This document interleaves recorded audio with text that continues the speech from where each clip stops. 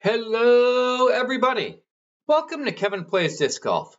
Today we have a playthrough and course review from the course with a strong contender for the course with the longest name, the Cleon and Leon Boyd Memorial Disc Golf Course at Twin Valley Elementary School in Wilmington, Vermont. My name is Kevin, and I play disc golf.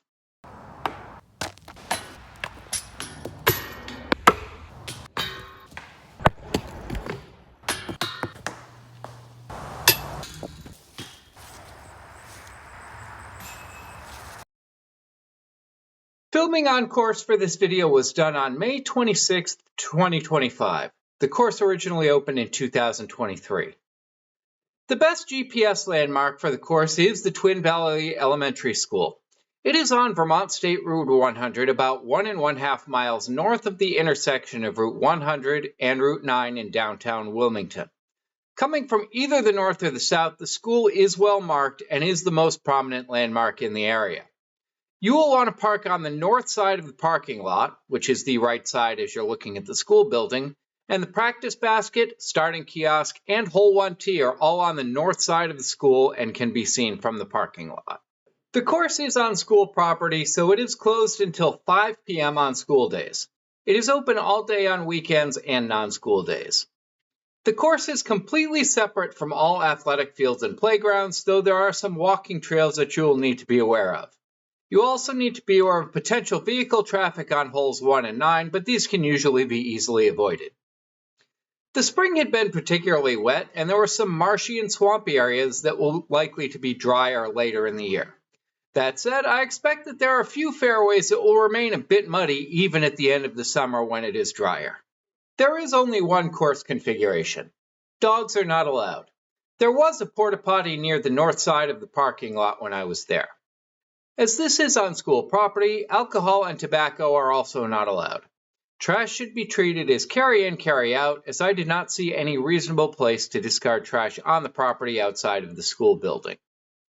I'll have my overall review of the course at the end of the video. Be sure to post your comments as to your thoughts of what looks fun and where you think the problem areas are. Now we'll go to the starting kiosk, which is next to the hole 1 tee, where we can see the parking lot, practice basket, and Route 100. Here we are at the Cleon and Leon Boyd Memorial Disc Golf Course at Twin Valley Elementary School. Here's the starting kiosk. Now, to get to the starting kiosk, if we turn around here,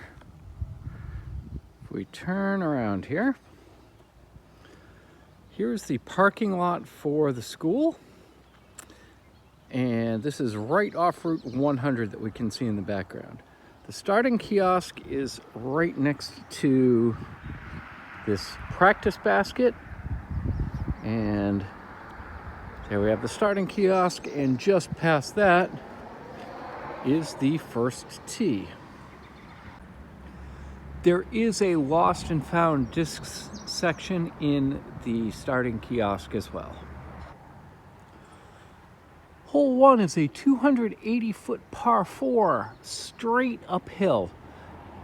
It is a very short par 4, however, it is also very far uphill. We can see the basket on the right edge of the gap, way up in the trees. It is just to the left of the tree that is on the edge of the woods, that is just on the other side of the power lines, and up in that gap there. So again, the idea here is how far uphill can you throw it? I'm gonna go nuke, just because I feel like it's the most likely that I can get high enough to get up to the top of that hill. Probably gonna end up going right at these trees, but we'll see how this works.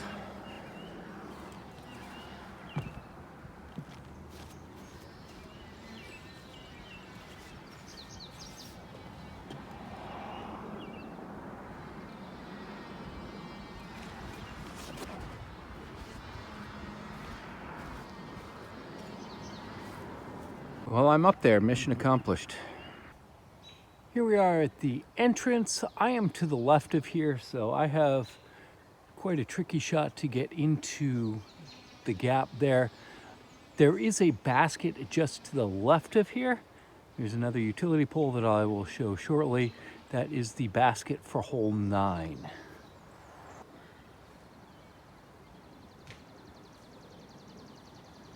Well, I'm in the gap with a long birdie putt. And here, if we just look to the left a little bit, there is the basket for hole 9. Here it is also encouraged that you remove sticks from the fairway when we play. So some places they do not want that, but here they do. Here we have a long look for birdie, but it is a circle 2 look for birdie.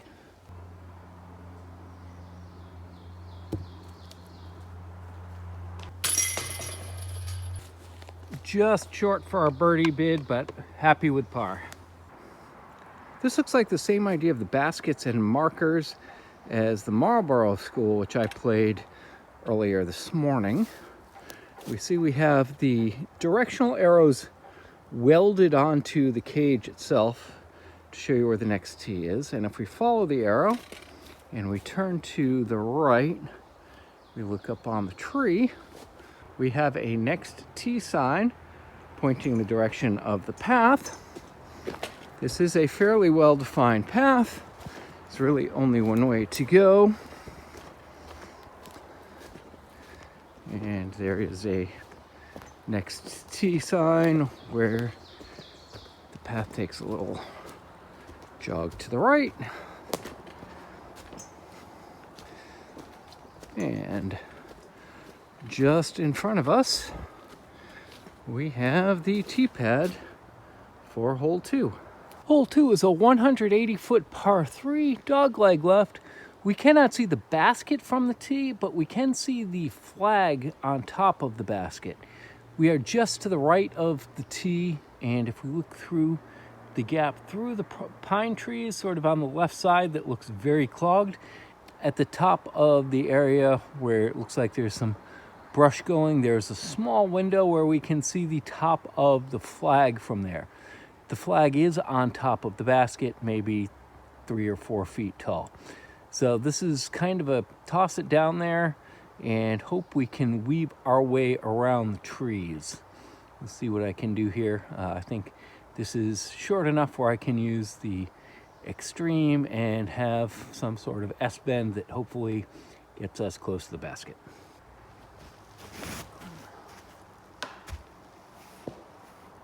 And I hit the tree I was aiming for. Here we are on the right side of the fairway on hole 2 on top of a rock. Here we can see the top of the basket and the flag through the main part of the fairway on the right. I'm short and left of here, but I made it far enough down the fairway where I still have a gap to get close to the basket. Not sure I'll make it in for there from birdie, but a par here would be good. I couldn't see from where I was, but I think that should be fairly easy to get a 3 from there. My shot was a little short, but this should be a 3 from here.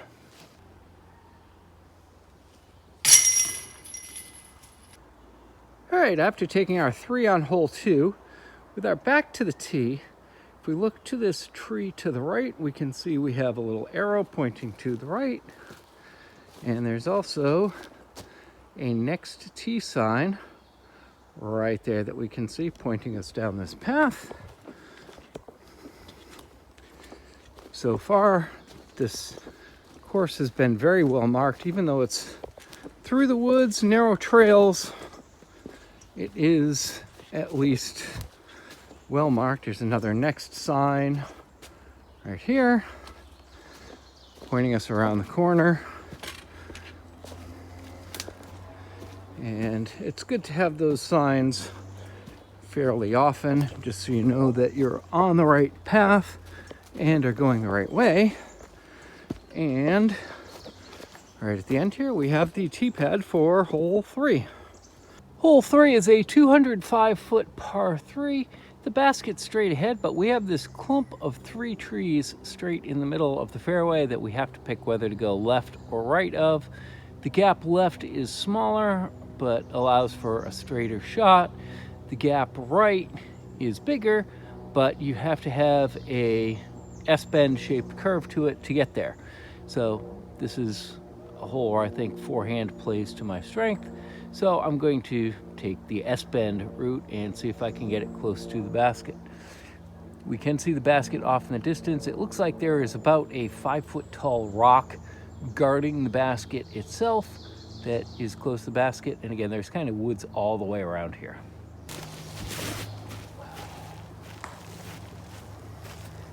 And that one, I didn't have enough anhyzer angle on release. All right, here's a better look at the basket from the fairway. The rock that I thought was guarding the basket is really about 30 feet from the basket, so you need to go quite a ways past that rock to get to the basket. There's also a sign for shortcut to 7B, so I'm guessing that is an alternate tee for hole 7 if you want to skip some of the course. I'm in the woods to the right of here, so this is just probably going to be a chip out and hope I get close enough to the basket for some sort of circle 2-ish putt.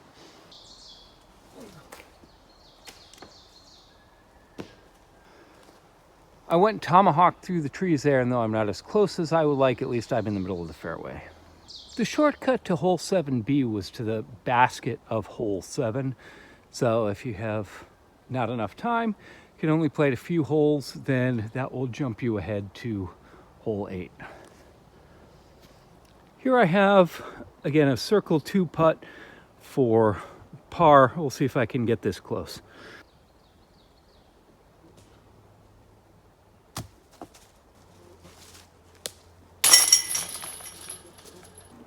That was close, but we'll take our 4 and move on.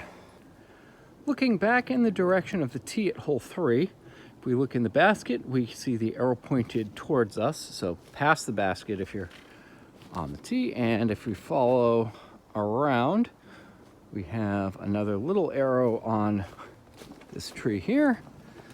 We can follow this path to the right.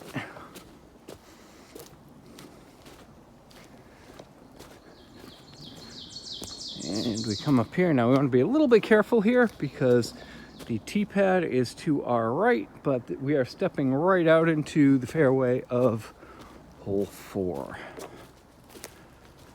Hole 4 is a 357-foot par 4, severe dogleg left. The tee shot is downhill and gradually goes to the left, but you really need to be pushing that back edge of the trees in order to get far enough up the fairway to be able to see the basket. It's more than a 90-degree corner. It's probably more like a 120-degree corner to make it all the way around and get to the basket.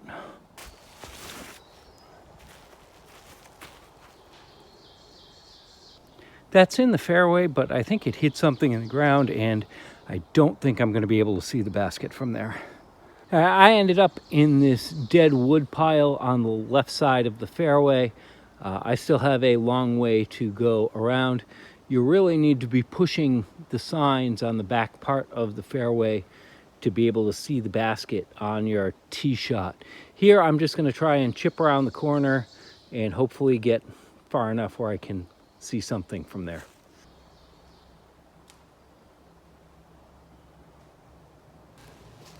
That's all I was really going after. I should be able to see the basket from there. Here at the dogleg left at hole 4, we can see we have the fairway sign pointing towards the left, and we have another arrow on a tree pointing towards the left, and more arrows pointing left on several trees down here. It's pretty clear the direction they want you to go.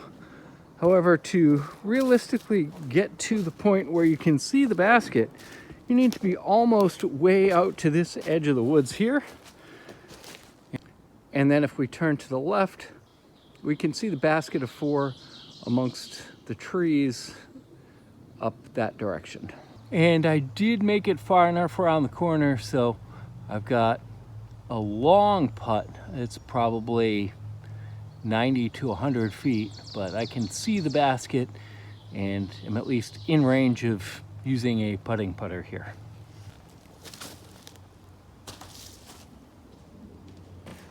Or I could kick right off a tree and end up with a very long par putt.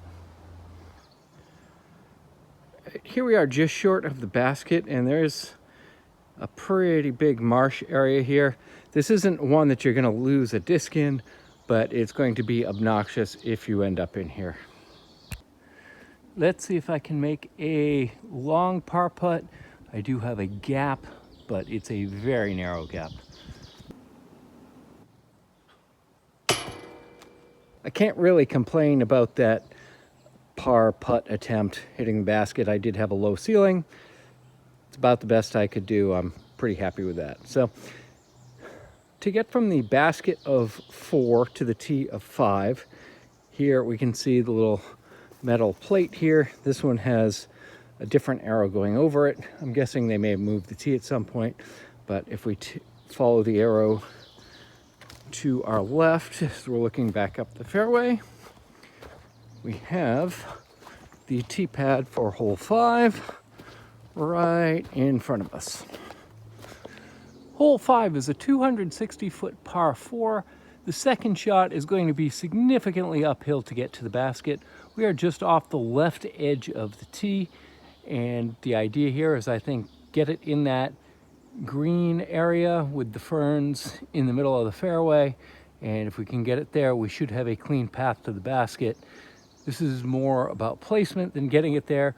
I think attempting to go through the gap with those 2 trees that the basket is between is unlikely to happen, and especially with the low ceiling on this first shot, I don't think there's any way to get it high enough to get up to the basket.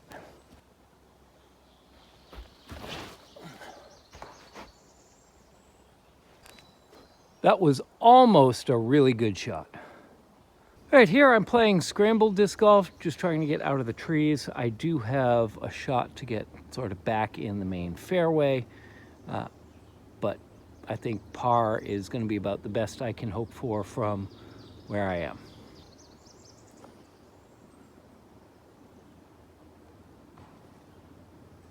I lost sight of where that went, but I heard it hit a tree, and I think it made it at least a chunk of the way up the hill.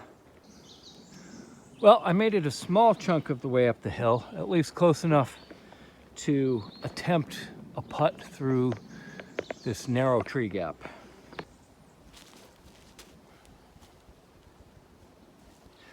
After my tee shot, I will take a drop in for 4. And POV putt for 4. All right, we got our par there. To get from the basket of 5 to the tee for 6, if we take a look at the basket, we see the arrow is pointing behind and to the left, and there are more arrows on the trees. So we'll follow this path up and to the left. And this will take us around a little further. From what I've seen, the paths are really kind of difficult to make your way off of. So as long as you follow the main path, you're going to be going in the right direction. So we have another arrow. And just behind this large rock, we have the tee for hole 6. Hole 6 is a 319-foot par 3, downhill, dogleg right. The basket itself, we cannot see it from the tee. However, if we go through this short gap straight up the middle between these 2 trees, and there's another large pine tree right in the middle of the fairway, the basket is directly behind that. Also, there's a large rock off in the distance. The basket is probably 75 feet behind and to the right of that.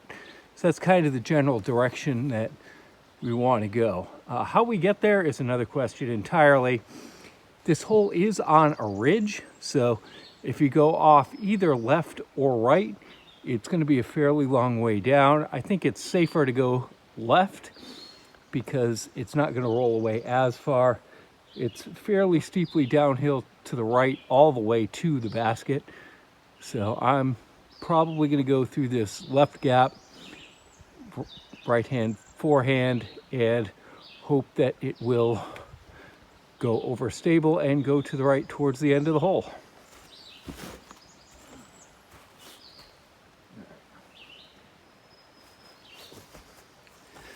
Well, unfortunately, that didn't skip. It looks like it dug into some branches on the fairway, but I at least made it a good chunk of the way down there.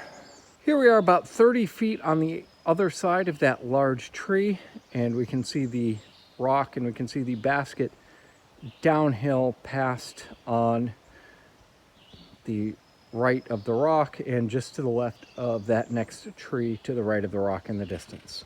Here we're on the left edge of the fairway up by where my drive ended up. I do actually have a clear shot to the basket from here. I'm just slightly ahead and to the left of here, and you can see the logs on the ground that my disc hit. It was starting to move in the right direction, but logs got in the way. So we'll see what I can do from here. I've got, again, another 90 to 100 feet. If I can get this reasonably close, I will be happy.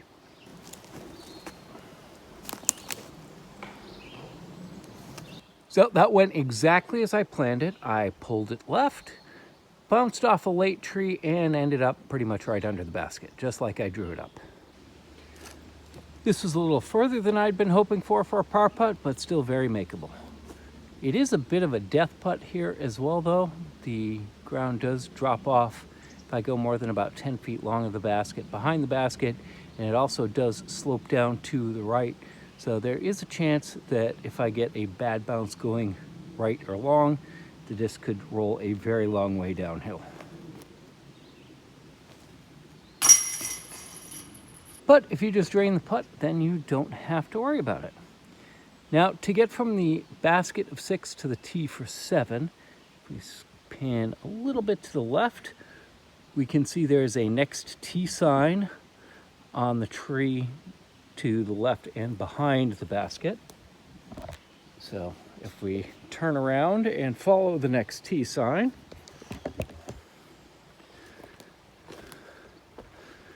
and we go right over here. We do have to be a little careful because we are still sort of in the fairway for hole 6. But right over here in front of us is the tee for hole 7. Hole 7 is a 319-foot par 4. It's kind of a little dogleg left and then back to the right, but it's not much of a dogleg. The bigger problem is straight ahead of us, we have this large tree that is fallen just in front of the tee, and I'll get to you some footage from the other side of that, which does not look too good, and you'll see where my tee shot ends up. But basically, I'm going to be playing this hole to not lose a disc, and if I get a par 4 here on this, I'm going to be thrilled, which shouldn't really be something that happens on a par 4 hole that's just a smidge over 300 feet long.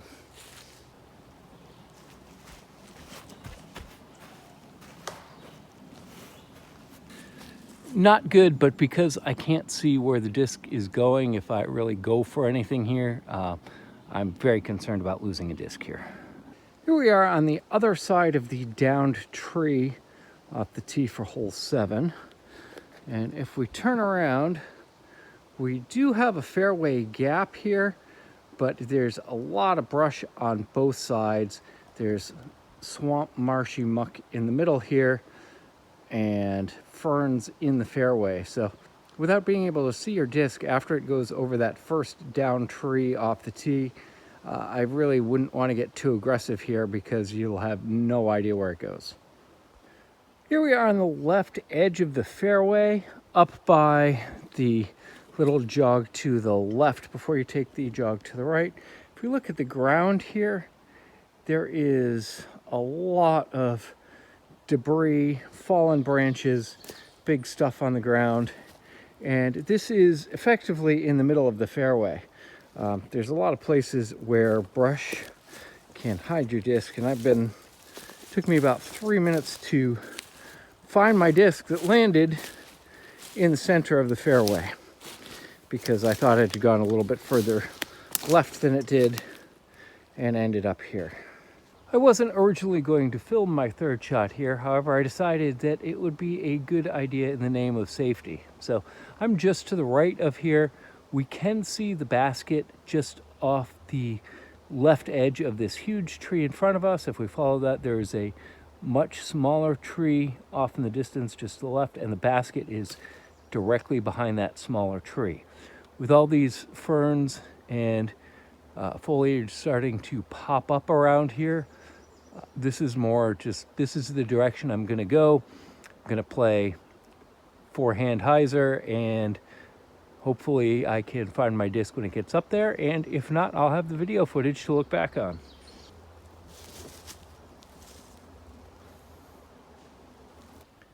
Here from the cluster of 3 trees on the left side of the fairway near the second kink, we finally can get our first glimpse of the basket from here. If we see the smaller tree through the V-shaped gap on the right, that is leaning to the right. Past that there is a couple more trees that are on just to the left of that, and the basket is through that gap.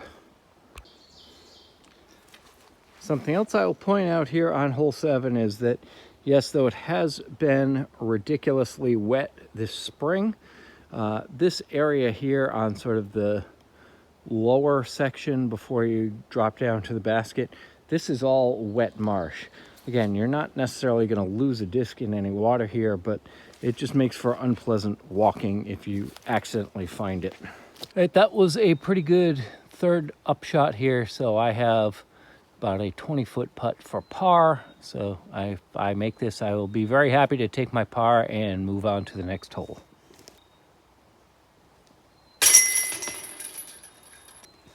I would also like to note that the area around the basket is quite marshy as well, but I'll be happy with my 4 and to move on.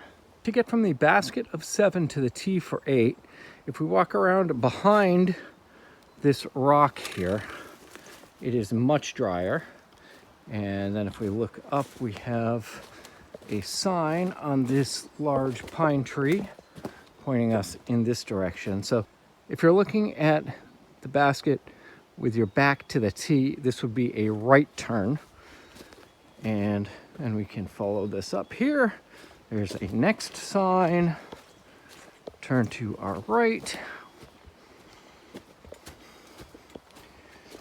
And move up this hill. Again, this is another one where there's really only one path to get there. So it's fairly easy to follow between holes. And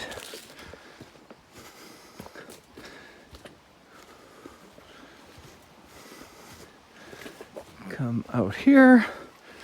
We've gone from next to NXT to the left, more NXT, and just in front of us is the tee for hole 8.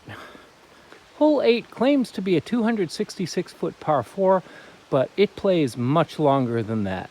There are outbound stakes on the other side of the small creek, and you do need to get to the opposite side of the creek in order to be in bounds. So this side of the creek is all out of bounds. There may have been a Mando at one point. I see a sign on the ground, but cannot see what it said sort of off in the creek. But basically the idea here is take off as much as you can going left and make sure you can get it back into the fairway. Now, this does play to my right-hand forehand strength, so hopefully I can at least make it up over to the other side. The idea here is just avoid the trees and get to the other side. The basket is way off screen to the left. This dog leg is about 120 degrees. Again, it's much more than 90 degrees, much more than the T sign would indicate that it is to get there.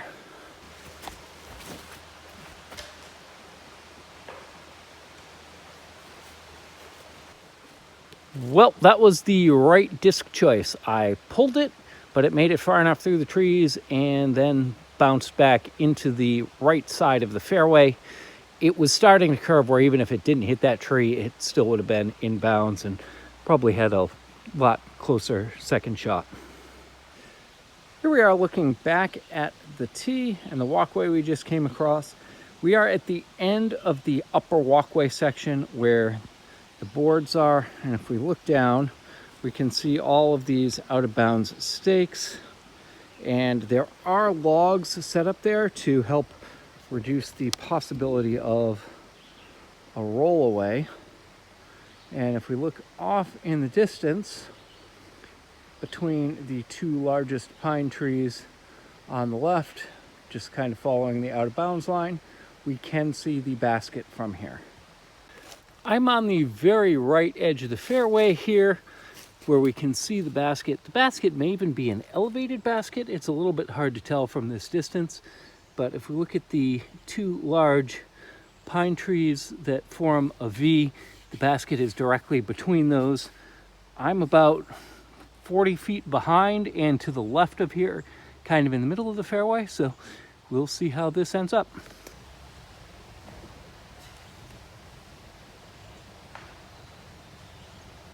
Too much anhyzer angle on the release, but that gets me in the middle of the fairway, and I may have a shot at a long birdie bid from there. And I do have a long circle one birdie putt, so let's see if I can make this for birdie.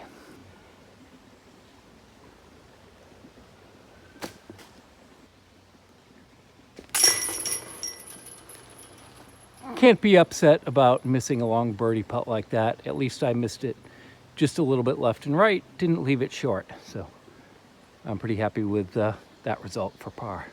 To get from the basket of 8 to the tee for 9, if we look past the basket, there is a bridge, and we want to go over that bridge. And there are still more arrows pointing that way. And we have an arrow pointing towards the right on that tree, so we can go around to the right. Here is an arrow on this building.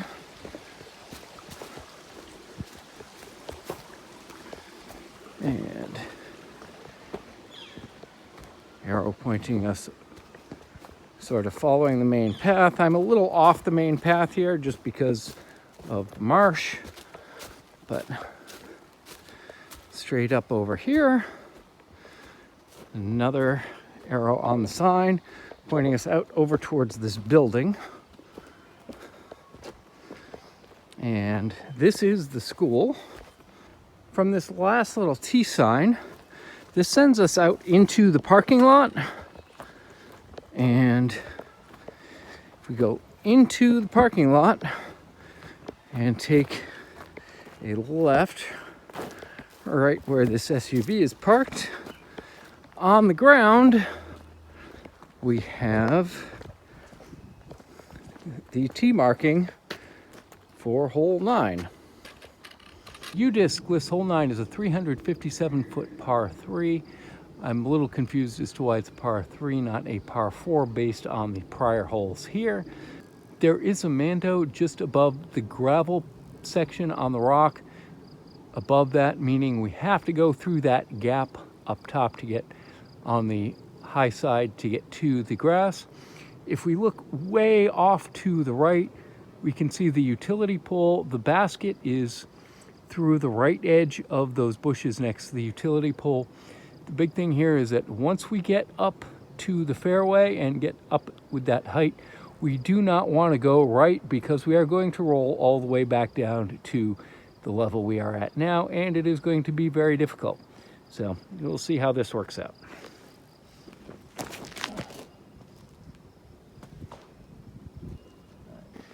That took a bad kick left, but I'm going to be behind some trees, but I think I'm at least up at that level. I have zero shot at getting a par from there. Now that we're up top of the hill, something I had not noticed before is there are out of bounds stakes going down the hill. So there are a couple of flatter sections up here, but if you roll all the way back down, you will get a one-stroke penalty and be out of bounds. I had to chip through these trees here. I did find a narrow gap, but did not make it very far. I'm guessing that these red stakes are the drop zone, and I happen to be right here after my second shot. All right, let's see what I can do for my par shot from the drop zone. I didn't go out of bounds, but this just happened to be where my second shot ended up.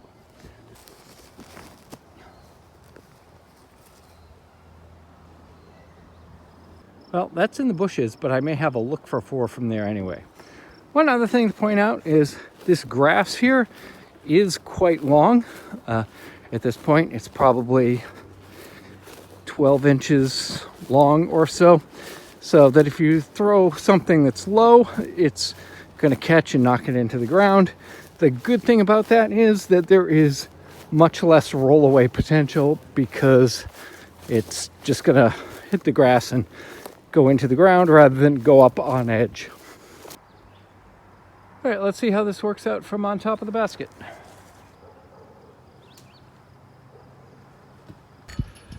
I had a very narrow gap to get through, so I will take my 5.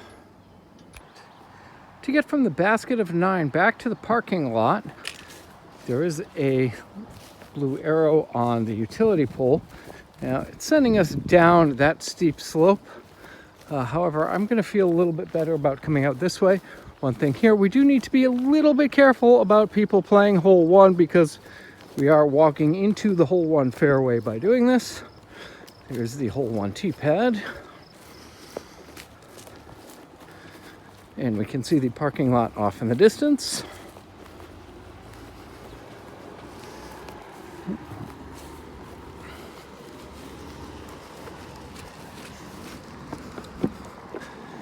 And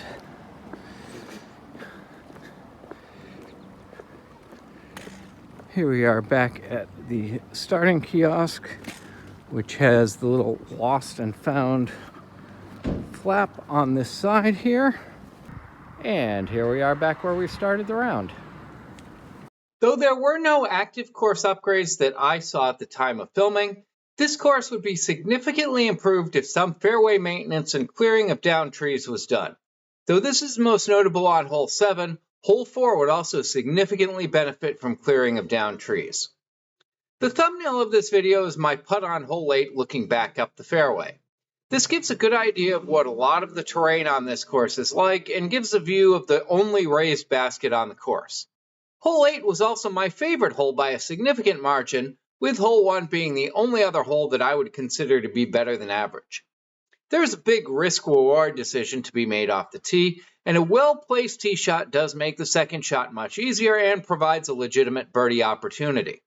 Though there is a creek, the lost disc potential here is actually relatively low as the creek is accessible and the visibility from the tee is good enough that you are not likely to lose a disc here unless the disc goes significantly left of the creek. It does a good job of using the natural terrain and provides a unique challenge in a good way. My least favorite hole is hole 7. Even excluding the downed tree just off the tee, the second fairway gap is extremely narrow. The fairway needs a significant amount of cleanup to the point where a well-placed shot in the middle of the fairway may be difficult to find in either foliage or marsh, or could skip off a log, rock, or stump and end up in a significantly different location than where you last saw your disc go over a crest. Though there is potential to make this a fun hole with cleanup, it was not fun in the condition that I played it. Dishonorable mention here goes to hole 9, more on this shortly. The first and last holes are critical for introducing the course and leaving the last impression at the end of the round. Unfortunately, the first and last holes are anomalies on this course, being the only 2 holes that are relatively open. Hole 1 does provide a good challenge and leads you into the woods up a very steep hill and is good to get the round going, but hole 9 is not a good way to end the round. The difficulty spike on hole 9 makes it very unlikely that you'll end the round feeling good about your round. There are 4 par 4 holes on this course, and the par 3 ninth is longer than all of them, is significantly uphill, and has a mando that eliminates the spike hyzer option for a right-handed backhand player. Additionally, this is the only hole without a tee sign or a turf tee pad like the other 8 holes on the course, and those combined make the tee much harder to find, especially if someone is parked on the painted tee marking on the pavement. Hole 9 and the overall course feel would be significantly improved by making a tee pad like the others on the course on the grass to the left of the trail just before you get to the pavement, making the pavement OB, and turning this into a par 4. Even making the location of the drop zone the tee, significantly shortening the hole, would be an improvement here. Course navigation was almost excellent. Navigating between holes from the parking lot to the basket of hole 8 was excellent. The signage is very good and the pathways are obvious. Figuring out exactly where you need to go on the course is a bit challenging on holes 4, 6, and 7, but I have no major complaints for the first 8 holes. Then there's hole 9. It took me about 5 minutes to find the tee for hole 9 once I got back to the pavement next to the school. With the first 8 holes conditioning you to look for tee pads and obvious tee sign, suddenly being left with no hints as to the whereabouts of the tee, and the tee being blue paint on asphalt rather than the obvious turf tee boxes that are on the rest of the course, makes it unexpectedly difficult, especially when you remember exactly where the basket for hole 9 is from having seen it while playing hole 1, and also if there's a vehicle parked close enough to affect the tee shot, that can be a problem as well. Navigating this course was like the last stages of traveling to a castle in medieval England uninvited. The roads going there are well marked, you can see where you're going, everything is going smoothly, and then when you get to within a few hundred yards of your destination, you see that there's a moat, the drawbridge is up, and no one is watching the entrance to let you in. This course is not particularly safe for discs, though there is a high chance of finding a disc if it is thrown into thick brush, foliage, or swamps, or holes in the middle of the fairway, and I did not lose any discs. I did spend a lot of time searching for discs that were in locations that should have been much easier to find if the course was better maintained. There are also a few places where a bad tree kick over a blind crest could result in the disc potentially going a long way in the wrong direction. This is the case on holes 3, 4, 6, 7, and 8, though hole 7 was the only hole where this significantly affected how I played the hole.